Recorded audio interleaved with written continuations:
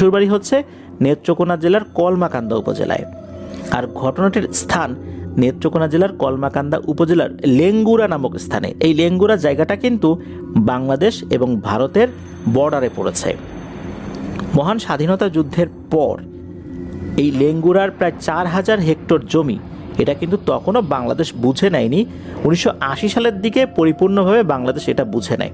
বুঝে নেবার পর এটা সরকার খাস জমি হিসেবে অন্তর্ভুক্ত করে বিভিন্ন লোকদেরকে লিজ দিয়ে দেয়, চাষবাস করা, অস্থায়ী বসতি স্থাপন করা, এই জন্য আর কি। তবে যেহেতু এটা একদম বর্ডারে, আর ওই পাশে ইন্ডিয়ান পাহাড়ও রয়েছে, জায়গাটা অনেক নির্জন, মানুষজন আসলে ওই দিকটাতে খুব একটা যেত না। সাল কিন্তু 1990 বা 91 এরকম আর কি। 80 সালের দিকে তো তখন ওখানে মানুষজন চলে এসেছে। এর 10 বছর পরে কথা বলছি আর কি। বেশ কিছু মানুষ জঙ্গলের ভিতরে ঢুকেছে, যে ভিতরে কি আছে একটু দেখে আসি, এই 10 থেকে 12 জন মানুষ।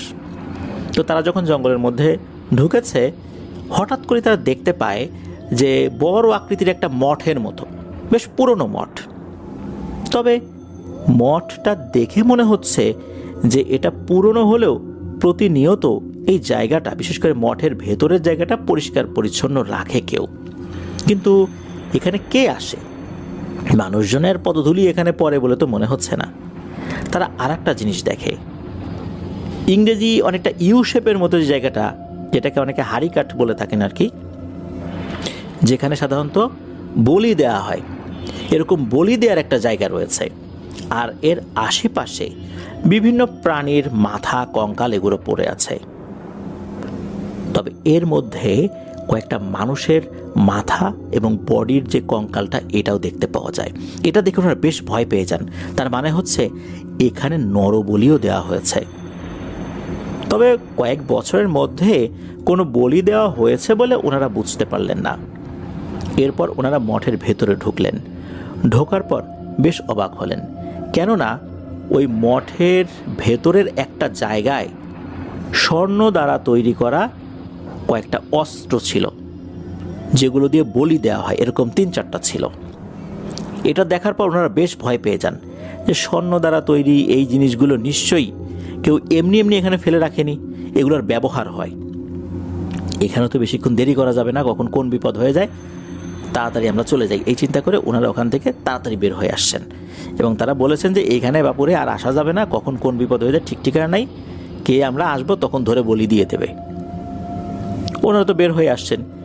এই দলের মধ্যে 2টা ব্যক্তি ছিল, তাদের নামটা অবশ্য জানা যায় নাই। এরা 2জন সুযোগ পেলে চুরি করত।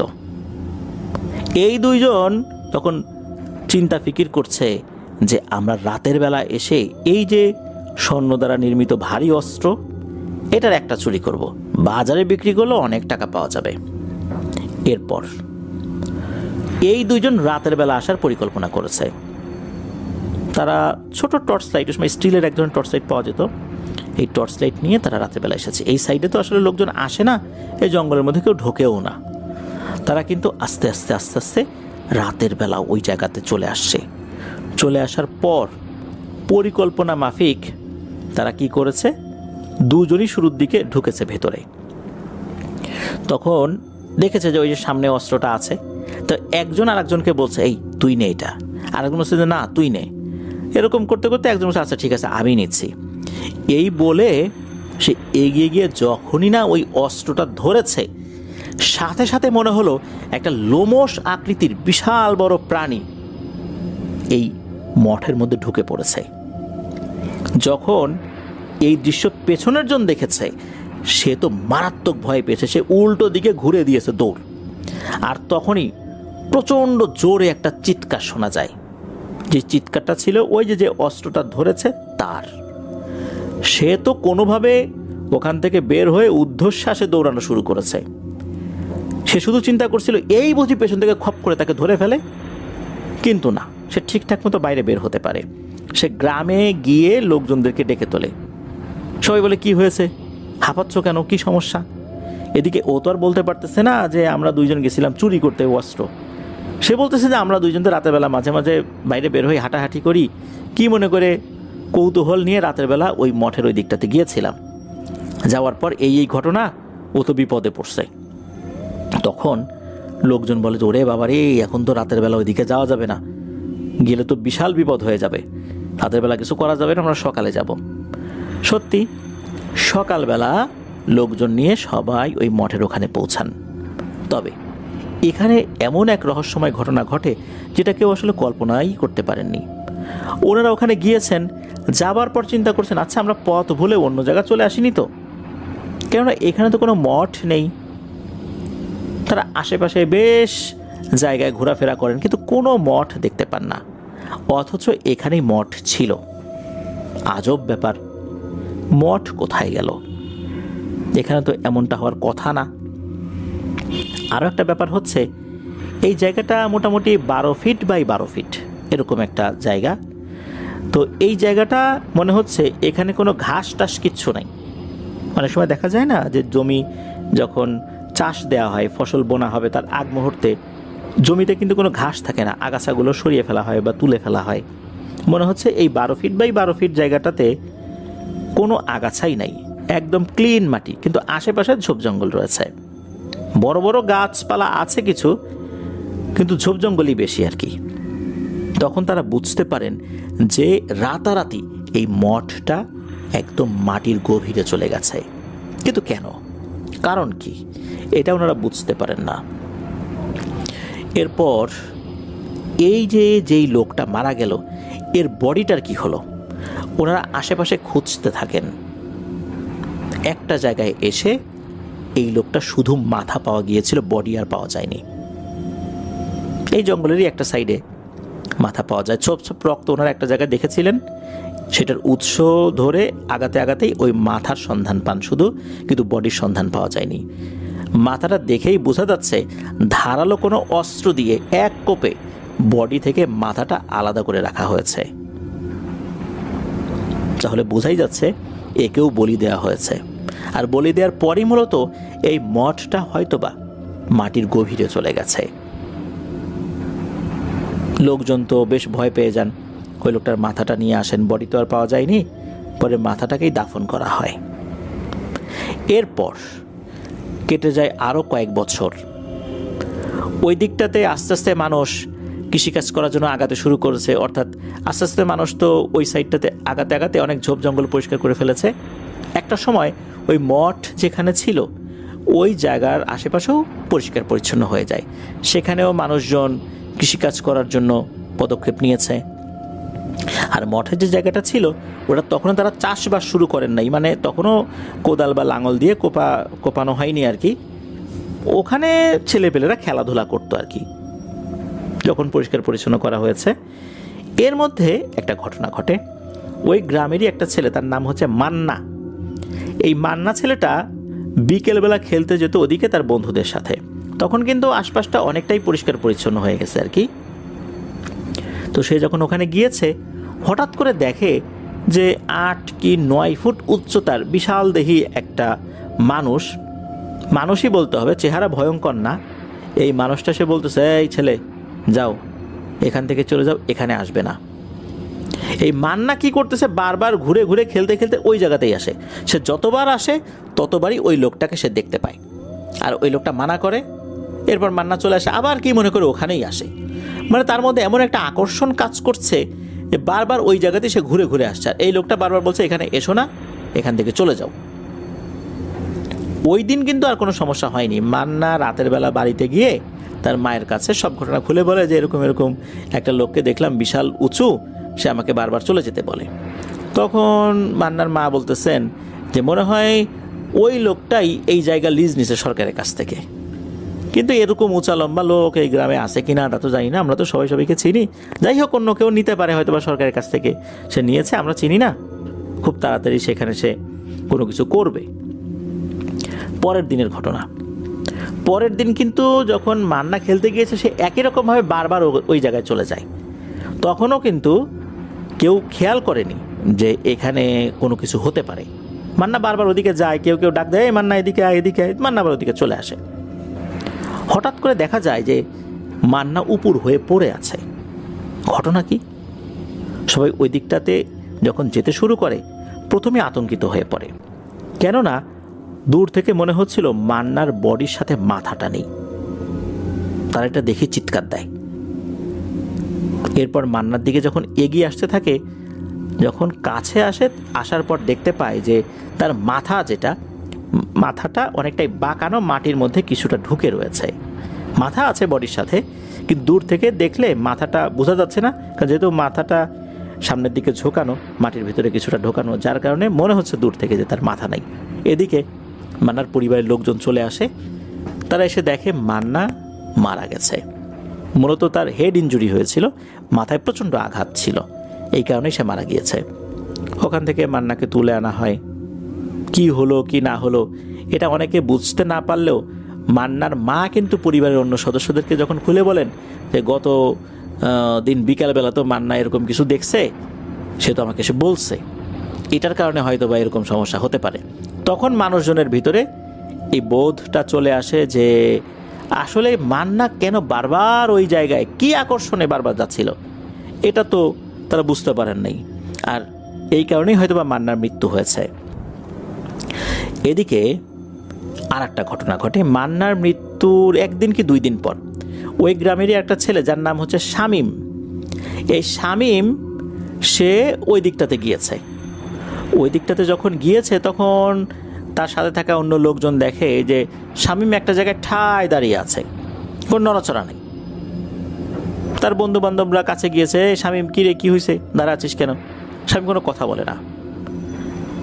তারা যখন শামীমের গায়ে টাচ করেছে তখন শামীম শরীরটা একটু ঝাঁকি দিয়েছে, তারপর বেশ অস্বাভাবিক আচরণ শুরু করেছে।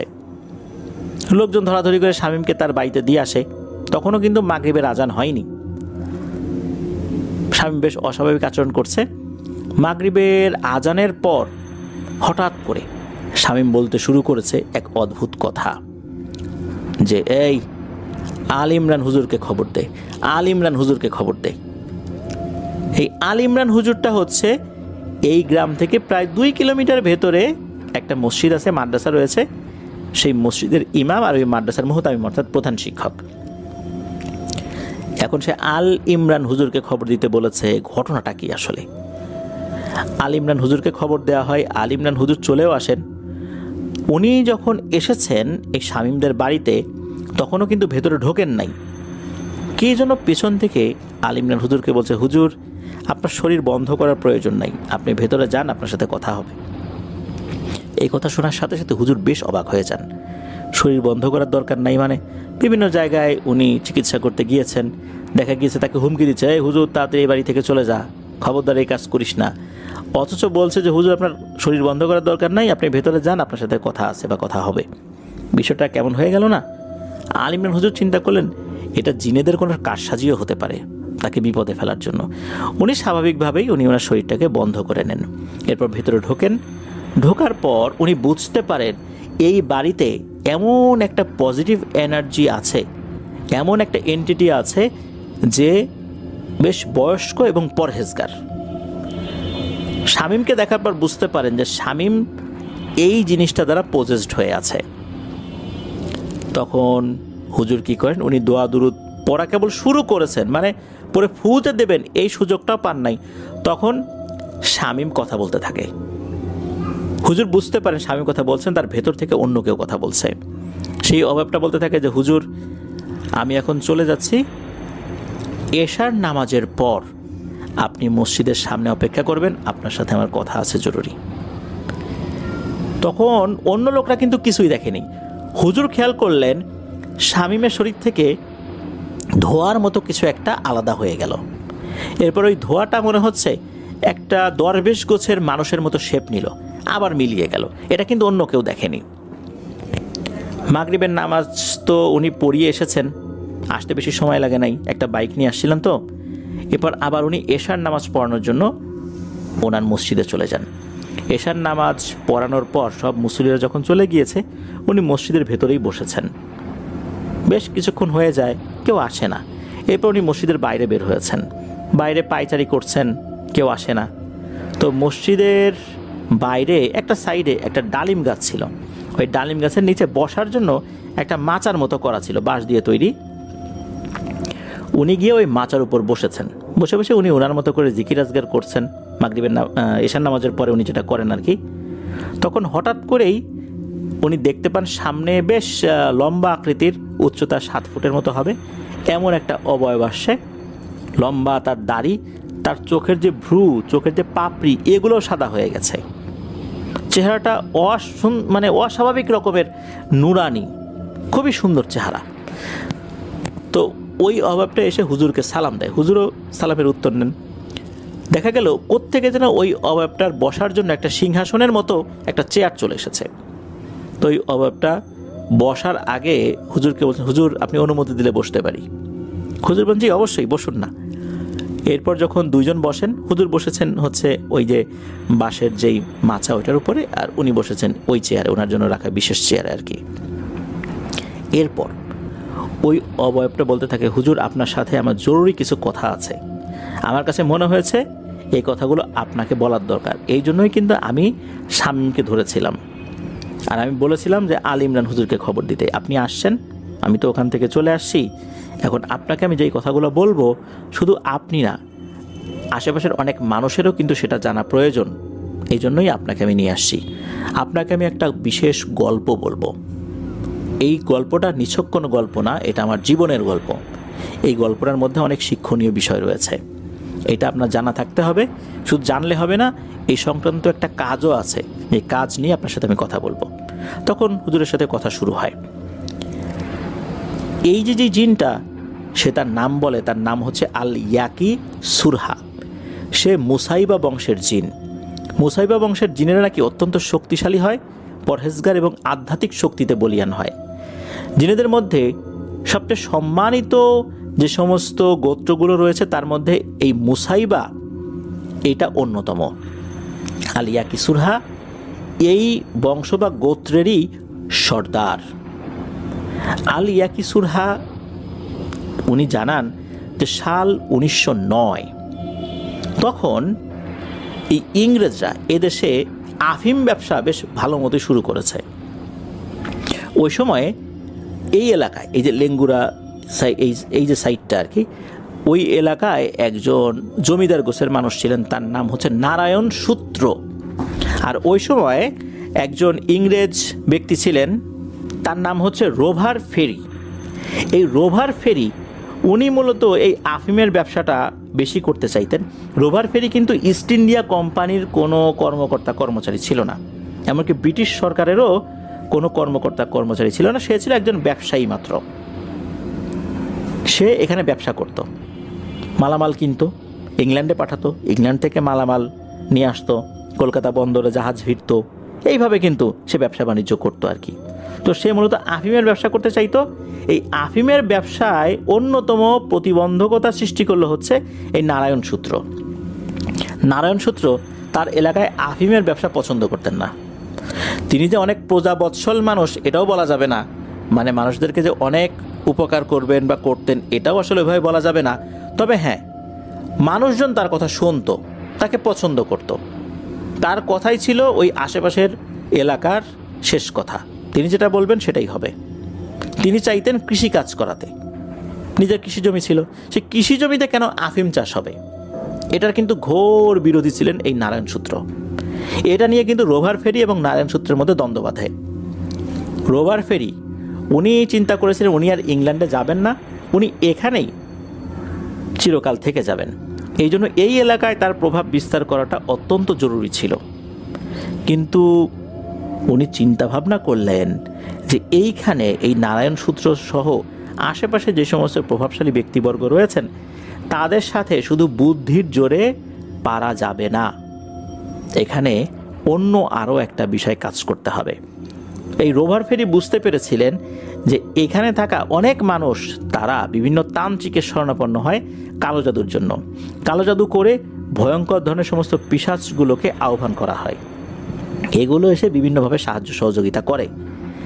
নারায়ণ সূত্রকে থামানোর জন্য তার এমন একটা কাজই করতে হবে। এই রোভার ফেরি তার অনুগত এক বিশ্বস্ত চেলাকে দায়িত্ব দিলেন যে কোনো এক তান্ত্রিককে খুঁজে বের করো।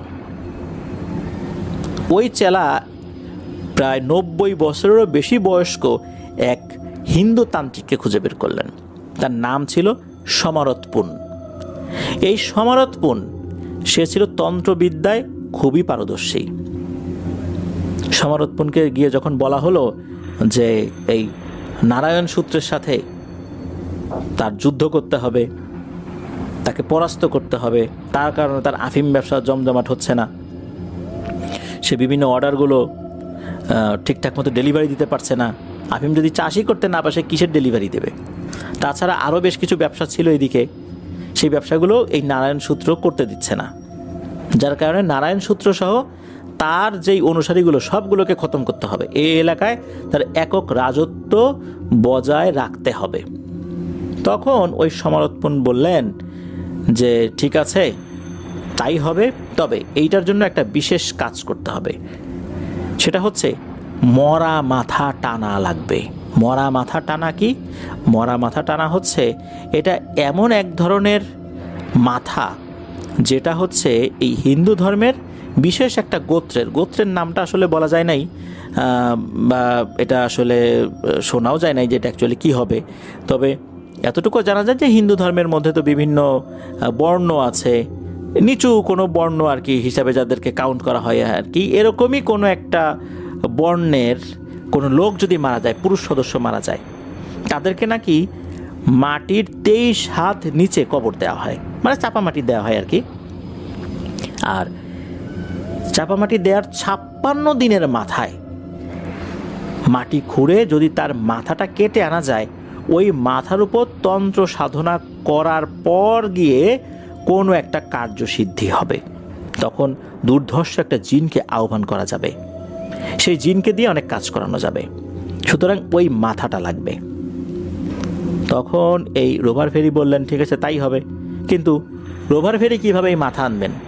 ওই যে বিশ্বস্ত চেলা তাকে বললেন তোমাকে অনেক টাকা দিব, তোমাকে এত টাকা দিব যে তুমি বাকি জীবন আর আমার চেলাগিরি করতে হবে না, তুমি তোমার মতো করে স্বাধীনভাবে চলবা, থাকবা, কোনো সমস্যা নেই। এই লোকটা রাজি হয়ে গেল। গুনে গুনে 56 দিনের মাথায় ওই লোকটা চলে গেল সেই চাপামাটি দেওয়ার স্থানে যেখানে একটা ব্যক্তিকে কবর দেওয়া হয়েছিল আর কি। উনি তো খুঁড়ছেন, 23 ফুট মাটি খোঁড়া 4টিখানি কথা না, তবে ওই ব্যক্তিটাও বেশ শক্ত সামর্থ্য ছিল, সমস্যা হয়নি। খুঁড়তে খুঁড়তে খুঁড়তে খুঁড়তে একটা সময় ওই লাশটা বেরিয়ে পড়ে। 56 দিন তো লাশের তো অনেক কিছুই পরিবর্তন হয়ে গেছে, তবে একটা জিনিস কিন্তু পরিবর্তন হয় নাই, তা হচ্ছে মুখমণ্ডলটা। যখন মুখমণ্ডলের উপর থেকে মাটি সরিয়েছে তখন ওই ব্যক্তিটা অনেক ভয় পেয়ে যায়। সে খেয়াল করে এই মুখটা তার বাবার মতো লাগছে, অর্থাৎ এই মাথাটা তার বাবার মাথা। তবে চোখ খুলে তাকে যে ভয় দেখিয়েছে বিষয়টা এরকম না, লোকটা বুঝতে পারে যে এটা একটা মায়াজাল হবে, কারণ তার বাবা তো অনেক আগেই মারা গেছে, এখানে কিভাবে আসবে? এটা তো ওই ব্যক্তিরই কবর যাকে 56 দিন আগে এখানে কবর দেওয়া হয়েছে। ওই ব্যক্তিটা ওনার মতো করে মাথাটা কেটে ফেলেন। কাটার আসলে খুব একটা প্রয়োজন হয় নাই, 56 দিন হয়ে গেছে তো টান দিলেই তো খুলে আসে আর কি। তো ওভাবে মাথাটা উনি নিয়ে আসেন, একটা ব্যাগের মধ্যে ভরেন। তবে সে যখন দেখেছিল এটা তার বাবার মাথা তখন সে বেশ ভয় পেয়েছিল। এই মাথাটা নিয়ে এসে সে কিন্তু ওই রোভার ফেরিকে দিয়েছিল, রোভার ফেরি আবার সমারোৎপণকে দিয়েছিল। কিন্তু ওই ব্যক্তিটা মোটামুটি 10 দিনের মাথায় মারা যায়। সে এতটাই ভয় পেয়েছিল, তার খুব জ্বর আসে, শরীরে খিঁচুনি দিয়ে উঠতো মাঝে মাঝেই, ওষুধ খাওয়ানো হয়েছিল, তবে সে মারা গিয়েছিল। তাকে নিয়ে কেউ আর অতটা ভাবেনি। এরপর এই যে সমারোৎপণ সে চলে যায় সেই মঠে। সেই মঠে যাবার পর সে সেখানে বলে যে প্রভু আপনি এখানে আছেন তা আমি জানি, আপনার সাথে আমার জরুরি কিছু পরামর্শ আছে, আপনার সহযোগিতা আমার চাই। তখন নাকি হঠাৎ করেই ওই মঠের ভেতর থেকে এক লোমশ দেহি দানব আকৃতির একটা অবয়ব বেরিয়ে আসে। দেখা গেল তার পাশে একটা চেয়ার রয়েছে। কোত্থেকে চেয়ার আসছে সেই ভালো বলতে পারবে। চেয়ারের উপর বসে পড়ে আর সমারোৎপণও তার কাছাকাছি গিয়ে বসে পড়ে।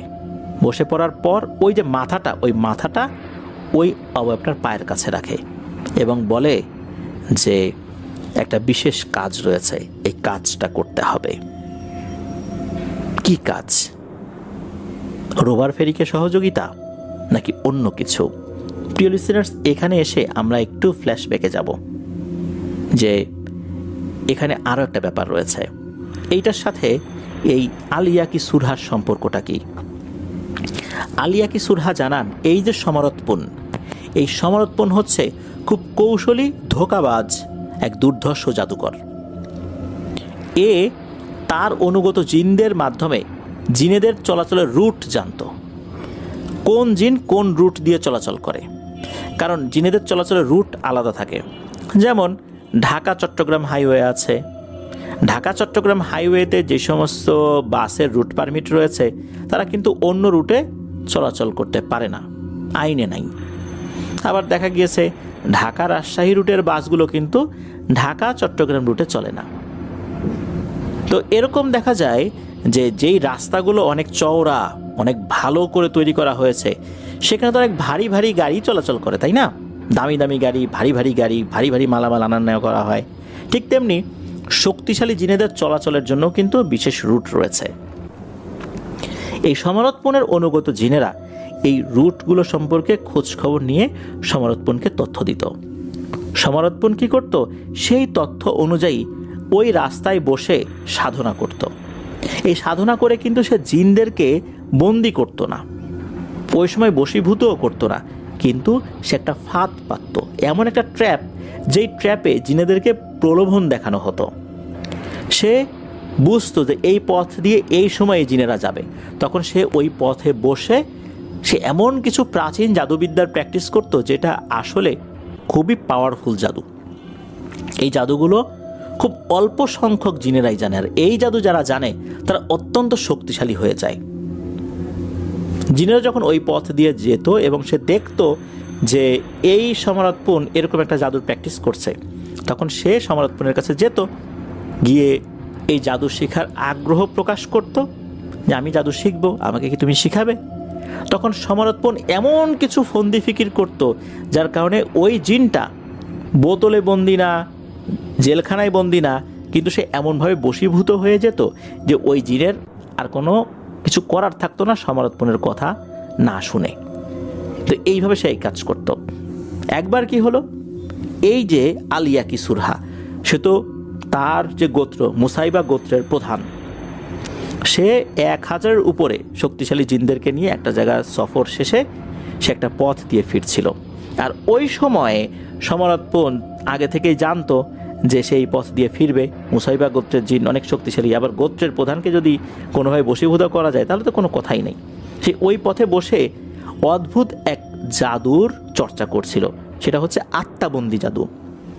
প্রিয় লিসেনার্স, নিশ্চয়ই আপনাদের মনে আছে যে আত্মাবন্দি সম্পর্কিত আমরা বেশ কিছু ঘটনা, বিশেষ করে আমার বলা আরারাত নামে যে একটা ঘটনা রয়েছে, আত্মাবন্দি সম্পর্কিত ঘটনা সেখানে আছে। তো এই আত্মাবন্দি জাদু কিন্তু সবাই পারে না, খুব অল্প সংখ্যক লোক পারে। জিনেদের মধ্যেও খুব অল্প সংখ্যক জিনের এটা পারে, যারা পারে তারা অত্যন্ত শক্তিশালী। সে এই প্রাচীন আত্মাবন্দি জাদুর প্র্যাকটিস করছিল। সমরৎপন যখন এই জাদুর প্র্যাকটিসটা করছিল, এইটা কিন্তু দৃষ্টি এড়ায়নি এই আলিয়াকি সুরহার। সে যখন এই জিনিসটা দেখার পর সে চিন্তা করে যে আমি সমরৎপনের কাছে যাব, গিয়ে এই জাদুটা শিখতে চাইব। আসলে জিনেদের মধ্যেও কিন্তু ক্ষমতার একটা লোভ আছে, যেমন মানুষের মধ্যেও রয়েছে। কেউ এমপি হতে চায়, মন্ত্রী হতে চায়, কেউ মেম্বার, চেয়ারম্যান, এরকম অনেক ক্ষমতাই তো মানুষ পেতে চায় যে এই সমস্ত পদে গেলে অনেক ক্ষমতা পাওয়া যাবে, কিন্তু পদে না গেলে তো আর পাওয়া যাবে না। তো জিনদের মধ্যেও কিন্তু ক্ষমতার লোভ রয়েছে, যেমনটা মানুষের মধ্যে রয়েছে। তো যখন বুঝতে পারলো আলিয়াকি সুরহা যে সমরৎপন এরকম একটা প্রাচীন জাদু, শক্তিশালী জাদুর প্র্যাকটিস করছে, এটা শেখার আগ্রহ তার মধ্যে জন্মে গেল। তখন সে তার সঙ্গী সাথীদেরকে বলল, তোমরা গোত্রে ফেরত যাও, আমি আসছি। সবাই যখন চলে গেল, তখন সে সমরৎপনের কাছে গিয়ে ওই জাদুটা শেখার আগ্রহ প্রকাশ করলো। সমরৎপনও বলল, ঠিক আছে, আমি তোমাকে শেখাবো। তখন এই আলিয়াকি সুরহা বলল, ঠিক আছে, তোমার বাড়ির ঠিকানা বলো, কোথায় আমি যাব, নির্দিষ্ট সময়ে কখন যেতে হবে বলো আমাকে। সে বলল, তবে একটা কথা। সে এই কথাটা বলার আগে একটা শর্ত জুড়ে দেয় এই সমরৎপন আর কি, যে আমি তোমাকে বলবো, শেখাবো, কিন্তু তুমি যে যাওয়ার পর আবার আমার কাছে ফেরত আসবে, এইটার একটা প্রমাণ রেখে যেতে হবে। কি প্রমাণ? তোমার হাতের আংটিটা আমার কাছে দিয়ে যাও, এটা প্রমাণ হিসাবে থাকলো যে তুমি আবার আমার কাছে ফেরত আসবে, যাতে তুমি শর্ত ভঙ্গ না করো। তোমাকে আমি বলেছি শেখাবো, কিন্তু এই একটা জিনিস তোমাকে জামানত হিসাবে রেখে যেতে হবে। তখন আলী ইয়াকি সুরহা চিন্তা করলো, আর এমন কি, রেখে যাই না, আসবোই তো একটু পরে। তখন সে এই আংটিটা সমরৎপনকে দিয়ে সে রওনা দিল তার গোত্রের দিকে। যেহেতু একটা সফর করে সবাই ফিরেছে, মোটামুটি সবাই ক্লান্ত, আর সফর যে করেছে, সফরে সে তারা কি কাজ করেছে এটা নিয়ে গোত্রের অন্য যারা আছে সম্মানিত জিনেরা, তাদের সাথে তো আলোচনা করা দরকার। তখন আলী ইয়াকি সুরহা তার সিংহাসনে বসেছেন, আর অন্য যারা সভাসদ তারা সামনে বসেছেন। হঠাৎ করে সভাসদদের মধ্যে গুঞ্জন শুরু হয়ে গেল, একে অন্যের সাথে ফিসফিস করে কথা বলছে। তখন আলী ইয়াকি সুরহা বেশ হুঙ্কার দিয়ে বলে ওঠেন, আমি এখানে বসে আছি, তোমরা কেন এরকম গুঞ্জন করছো, সর্দারের সাথে বেয়াদবি করছো? তখন এদের মধ্যে একজন বলে উঠল, সর্দার, আপনি তো এখন আমাদের সর্দার না, আপনি যদি আমাদের সর্দার হবেন আপনার হাতের আংটিটা কোথায়? আংটি কি করেছেন আপনি? আংটি ছাড়া তো আমরা কাউকে সর্দার মানব না। তখন উনি তো আর বলতে পারতেছেন না যে আমি জাদু শিখবো এই কারণে রেখে আসছি। এর মধ্যে ঘটনা যেটা ঘটেছে সেটা হচ্ছে যে ওই গোত্রের যারা গোয়েন্দা জিন তারা কিন্তু খবর নিয়ে চলে এসেছে এবং অন্যদের কাছে বলে দিয়েছে যে আমাদের সর্দার জাদু শেখার জন্য তার হাতের এই মহামূল্যবান আংটিটা এই সমরৎপুর নামক এক তান্ত্রিকের কাছে দিয়ে আসছে, এক মানুষের কাছে দিয়ে আসছে, যে খুবই খারাপ প্রকৃতির একজন লোক। যখনই এটা সভাসদরা শুনেছেন তারা প্রচণ্ড রকমের ক্ষিপ্ত হয়েছেন এই আলী ইয়াকি সুরহার উপরে, যে তুমি এরকম একটা নীচ, এরকম একটা জঘন্য কাজ করতে পারলে, তুমি জাদু শেখার জন্য তুমি এই কাজটা করতে পারলে, তুমি তোমার হাতের এই মহামূল্যবান আংটিটা ওই তান্ত্রিকের কাছে দিয়ে আসছো, তুমি তো আমাদের সবাইকে বিপদে ফেলেছো। এখন তুমি তো আর এই গোত্রের সর্দার থাকা তো দূরের কথা, এই গোত্রে থাকার যোগ্যতা হারিয়েছ, এক্ষুনি এই মুহূর্তে এই গোত্র থেকে বের হয়ে যাবে তুমি। তখন তাকে সাথে সাথে ওই গোত্র থেকে বের করে দেওয়া হয়। আলী ইয়াকি সুরহা বুঝতেই পারছেন না কিসের থেকে কি হয়ে গেল, ওর তো কল্পনাতেই ছিল না যে এরকম একটা ঝামেলা হবে। উনি চলে গেলেন সেই সমরৎপনের কাছে। সমরৎপনের কাছে যাবার পর সমরৎপন তাকে বলল, ঠিক আছে, তোমার আংটি আমি ফেরত দিব, তবে আমাকে একটা কাজ করে দিতে হবে, এই কাজটি যদি করতে পারো তবেই আমি তোমার আংটি ফেরত দিব। কি কাজ? কাজটি হচ্ছে একটা যুদ্ধে যেতে হবে, এই যুদ্ধে জয়ী হতে হবে। যদি এটায় তুমি জয়ী হও তাহলেই শুধু এই আংটিটা তুমি ফেরত পাবে, না হলে ফেরত পাবে না। আলী ইয়াকি সুরহা এই শর্ত মেনে নিলেন। যেহেতু এই গোত্রের সর্দার ছিলেন আলী ইয়াকি সুরহা, দেখা যাচ্ছে কিছু কিছু নেতার অনুগত এমন কিছু লোক থাকে, নেতা যত বিপদেই থাকুক না কেন এই বিশ্বস্ত মানুষগুলো কিন্তু তাদের পিছু ছাড়ে না। আলী ইয়াকি সুরহারও বেশ কিছু বিশ্বস্ত সহচর ছিল, তারাও বেশ শক্তিশালী যোদ্ধা প্রকৃতির জিন, তারা কিন্তু আলী ইয়াকি সুরহার সাথে যোগাযোগ রাখে। আর এদিকে আলী ইয়াকি সুরহা অপেক্ষা করছে কখন এখানে এমন একটা ঘটনা ঘটবে, তখন উনি এখান থেকে ওনার আংটিটা নিয়ে চলে যাবেন, এরকম একটা সময়ের অপেক্ষায় ছিলেন। এদিকে যেটা হয়েছে সেটা হচ্ছে ওই যে আলী ইয়াকি সুরহা যার ফাঁদে পড়ে গেছে সমরৎপন তান্ত্রিক, সে ওই মাথাটা নিয়ে ওই দুর্ধর্ষ ওই পিশাচের কাছে গিয়েছে, কারণ তার কিন্তু পরিপূর্ণভাবে আস্থা ছিল না আলী ইয়াকি সুরহার উপরে, কারণ সে হচ্ছে মুসলিম জিন, নামাজি জিন, সে যে কোনো সময় বেঁকে বসতে পারে, অনেক কাজ নাও করতে পারে। তার উপর এমন কিছু প্রভাব বিস্তার করতে হবে যাতে করে চিরকাল সে গোলাম হয়ে থাকে এই সমরৎপনের, সে এই কারণে ওখানে যায়। এরপর যেটা ঘটে তা হচ্ছে এই যে রোভার ফেরি এই সমরৎপনের কাছে আসে, এসে বলে যে আমার সৈনিকদের মধ্যে অনেকে প্লেগ রোগে আক্রান্ত। তখন কিন্তু অনেকের প্লেগ হতো এই সাইডটাতে আর কি, প্লেগ রোগ হলে কিন্তু অনেক মারাত্মক অবস্থা, অনেকেই মারা গেছে। প্লেগ রোগ কিন্তু একটা মহামারী আর কি। তো এখন তার সাথে যুদ্ধ করা সম্ভব হবে না। এই যে নারায়ণ সূত্র, তার তো অনেক লোকজন আছে, তার সাথে কীভাবে যুদ্ধ করবে? তার অধিকাংশ লোকই তো এখন প্লেগে আক্রান্ত, এই যে রোভার ফেরির আর কি, কীভাবে যুদ্ধ করবে? এখন কিছু একটা করতে হবে, যুদ্ধ না করেও থাকা যাচ্ছে না। তা না হলে তো তার অস্তিত্বই এখন বড় ধরনের সংকটে পড়ে যাবে। তখন নাকি এই যে সমরৎপুন সে বলে, তোমার কোনো চিন্তা নাই, তুমি যুদ্ধের সময় ঘোষণা করো, কবে তাদের সাথে মারামারি লাঠালাঠি করবা, তুমি সময় ঘোষণা করো, তুমি জিতে যাবে। তখন এই যে রোভার ফেরি সে কিন্তু নারায়ণ সূত্রের সাথে একটা ওপেন চ্যালেঞ্জ দেয় যে আসো অমুক দিন অমুক সময় অমুক জায়গায় তোমার সাথে যুদ্ধ হবে। এই চ্যালেঞ্জ গ্রহণ করে নারায়ণ সূত্র। দুপক্ষই প্রস্তুতি নিচ্ছে, কিন্তু রোভার ফেরির পক্ষে কিন্তু মানুষ অনেক কম, কেননা তার অধিকাংশ অনুগত সহচররাই তো প্লেগে আক্রান্ত হয়েছে, এই জন্য তারা তো ওভাবে আসতে পারতেছে না। এই অ্যাসাইনমেন্টটা দেওয়া হয় কিন্তু এই আলিয়াকি সুরহার উপরে, যে রোভার ফেরি আসবে, রোভার ফেরির দলের হয়ে তোমরা যুদ্ধ করবা। আলিয়াকি সুরহা বলেন, ঠিক আছে যুদ্ধ করব, তবে একটা নির্দিষ্ট সময়ের পরে আমরা আক্রমণ করতে পারবো, এর আগে আমরা আক্রমণ করতে পারবো না। এই সময়টুকু রোভার ফেরিকে টিকে থাকতে হবে, তা না হলে কিন্তু হবে না, কারণ আমাদেরও সীমাবদ্ধতা রয়েছে। এটাও কিন্তু রোভার ফেরিকে জানিয়ে দেওয়া হয়। আর সময়টা হবে রাতের বেলা, দিনের বেলাতে হলে হবে না। তো রাতের বেলায় ওরকম আয়োজন ছিল, লেগে গেছে যুদ্ধ এই নারায়ণ সূত্রের সাথে এই রোভার ফেরির লোকদের। এদিকে রোভার ফেরির তো দলবলে আসলে লোকজন ছিল কম, আবার দেখা যাচ্ছে যে এই পাশের লোকজন ছিল বেশি।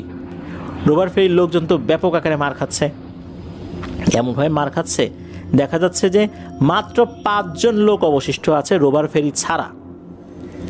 এই 5 জনকেও ঘিরে ফেলেছে, তার মানে নিশ্চিত হেরে গেছে রোভার ফেরি।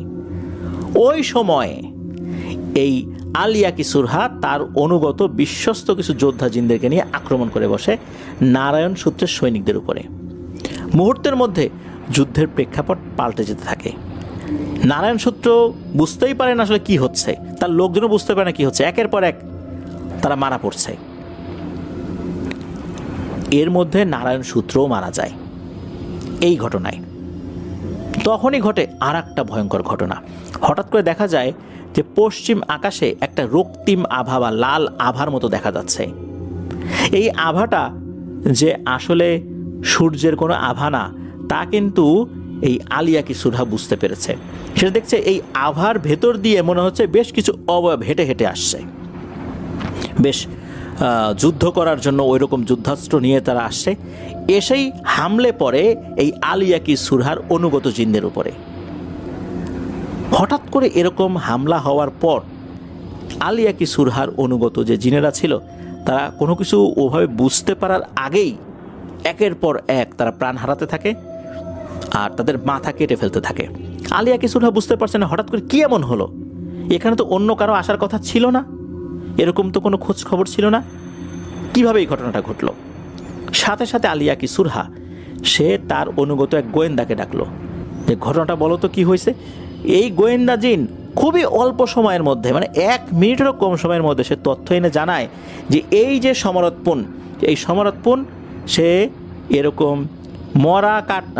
মরা মাথা টানা, এই মাথা দিয়ে ভয়ঙ্কর একটা পিশাচকে আহ্বান করে তার অনুগত আরও সমস্ত দুর্ধর্ষ চেলাদেরকে দিয়ে এখানে আক্রমণ করিয়েছে। এখানে এমন একটা ঘটনা ঘটাবে, এই ঘটনার মাধ্যম দিয়ে আপনাকে বন্দি করে ফেলবে এবং আপনাকে দিয়ে আরও অনেক কাজ করাবে। এটাই হচ্ছে উদ্দেশ্য। আপনি একই সাথে সমরৎপুন আর ওই পিশাচটারও গোলামি করবেন। এইটা শোনার সাথে সাথে প্রচণ্ড রকমের মানে মাথা গরম হয়ে গেছে এই আলিয়াকি সুরহার। সে সাথে সাথে ওখান থেকে অল্প কিছু সময়ের জন্য, জিনেদের আসলে সময়টা আমাদের ক্ষেত্রে এটা অল্প, তারা এই সময়ের মধ্যে অনেক কাজ করতে পারে, সে ওই অল্প সময়ের মধ্যেই চলে যায় হচ্ছে এই সমরৎপুনের কাছে। ওই সময় যুদ্ধের মাঠে কিন্তু ওই পিশাচটাও আছে তার অনুগত চেলাদেরকে নিয়ে, সুতরাং সমরৎপুন ওখানে একা। ওখানে গিয়ে মুহূর্তের মধ্যে সে এক কোপে ওই সমরৎপুনের মাথা আলাদা করে ফেলেছে।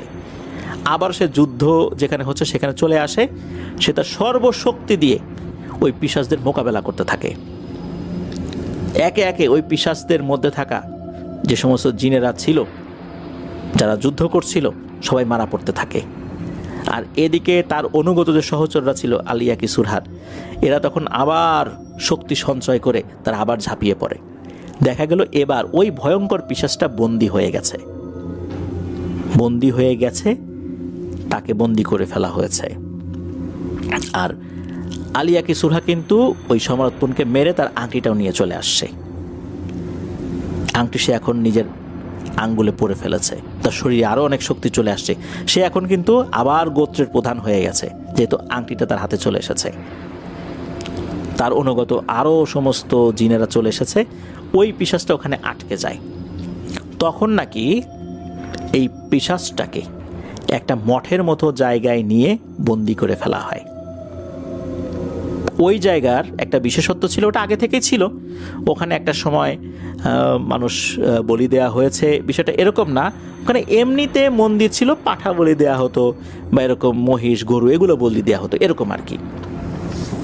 তো ওইখানে ওই পিশাচটাকে আটকে ফেলা হয়, ও ওখান থেকে বের হতে পারবে না, এরকম একটা জিনিস করা হয় আর কি। কিন্তু তাকে মারতে পারেনি বিশেষ একটা কারণে। এইটা আলিয়া কি সুরহার সীমাবদ্ধতা ছিল, এটা আলিয়া কি সুরহা বলেন আর কি। তো আলিয়া কি সুরহা বলেন যে ওই যে মরা মাথা টানা এই জিনিসটা কিন্তু ওই পিশাচটার অধীনেই রয়েছে, আর ওই জিনিসটা তার অধীনে থাকার কারণে তার এখনও কিছু শক্তি রয়েছে। তার যে অনুগত চেলা বাহিনী রয়েছে, এরা কিন্তু চেষ্টা করে যাচ্ছে তাকে ওই বন্দি দশা থেকে মুক্ত করার জন্য। আর এই জন্য তারা যে কাজটা করেছে তা হচ্ছে যে নির্দিষ্ট সংখ্যক বলি দিতে হবে। আর এই যে পিশাচটা, এ কিন্তু আগে থেকেই বলি দিত, তবে এ কিন্তু কোনো মানুষকে বলি দিত না, কোনো পশুকে বলি দিত না, এ জিনেদেরকেই বলি দিত। জিনেদেরকে বলি দিয়েই সে শক্তিশালী হতো। মানুষের সাথে তার সম্পর্ক ছিল কম, সে জিনেদেরকে খেয়েও ফেলতো। এই জন্যই মূলত এমন একটা জায়গায় তাকে আটকে ফেলা হয়েছে যেই জায়গাটাতে সে বলি দিত। আর ওখানে যে ওই হাড়ি কাঠ রয়েছে, ওখানে জিনেদেরও বলি হতো। ওই যে অস্ত্রগুলো, এই অস্ত্রগুলো দিয়েই সে বলি দিত, ওইখানে তাকে বন্দি করে রাখা হয়েছে। এখন সমস্যা হচ্ছে যে যখন মানুষজন বুঝে ফেললো এখানে একটা লোককে মেরে ফেলা হয়েছে, তাকে আসলে বলি দেওয়া হয়েছে, তখন মানুষজন এই মন্দিরটা ভেঙে ফেলতে পারে, অনেক ঝামেলা হতে পারে। সাথে সাথে ওই পিশাচটার অনুগত বাহিনী এই মঠ বা মন্দিরটাকে মাটির নিচে নিয়ে গেছে। কিন্তু নিয়ে গেছে মানে হচ্ছে এই না যে ওই পিশাচটা মুক্তি পাবে না। যখনই ওইটার কাছে যে কোনো প্রাণী চলে আসে, যে কোনো মানুষ চলে আসে, সাথে সাথে ওরা তাকে ধরে বলি দিয়ে দেয়। এইভাবে বলি দিতে দিতে তারা তাদের যে প্রভু তাকে মুক্ত করার একটা পর্যায়ে চলে এসেছে। আর খুব অল্প সংখ্যক মানুষ বা প্রাণীকে বলি দিতে হবে, তারপরে কিন্তু সে মুক্তি পাবে। আর সে মুক্তি পেলে কিন্তু আরও শক্তিশালী হয়ে আত্মপ্রকাশ করবে, তখন আরও অনেকের বিপদ হবে। আরও একটা বিষয়, এই যে জায়গাটা, এই জায়গাটাতে যখনই কোনো মানুষ আসবে তখনই তো এই মানুষকে ধরে ওরা বলি দেবে।